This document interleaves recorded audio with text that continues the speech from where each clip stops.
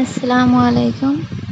আজকে আপনাদেরকে আমি দেখাবো বিকেলের নাস্তা অথবা সকালের নাস্তা হিসেবে হোয়াইট সসেস পাস্তা। এর জন্য এখানে আমি একটি বড় পাতিলে নিয়ে নিয়েছি পানিটার ভিতরে দিয়ে দিয়েছি লবণ।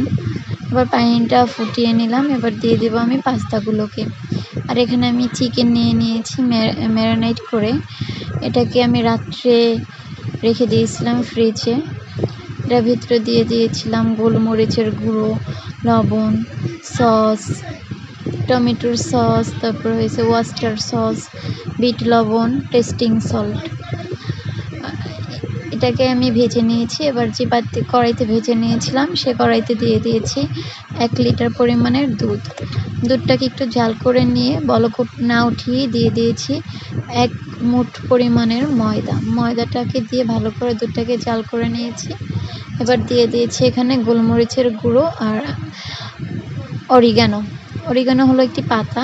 আপনাদের যাদের বাসায় আছে অবশ্যই এটা দিবেন, আর যাদের নাই তারা অবশ্যই কিনে নিয়ে এসে দিবেন। এবার আমি দিয়ে দিয়েছিলাম চিকেনগুলোকে আর পাস্তাগুলোকে দিয়ে দিয়েছি। এবার সুন্দরভাবে আমার রান্নাটা করা শেষ হয়ে গিয়েছে, কিন্তু এ পর্যায়ে আমরা বড়রা এটাকে খেতে পারবো না, কারণ এটা খেতে একদমই মিষ্টি লাগে। এজন্য আমি এখানে চিলি ফ্লেক্স মিশিয়ে দিয়েছি। এটা খেতে হয়েছে খুবই সুস্বাদু, দুর্দান্ত।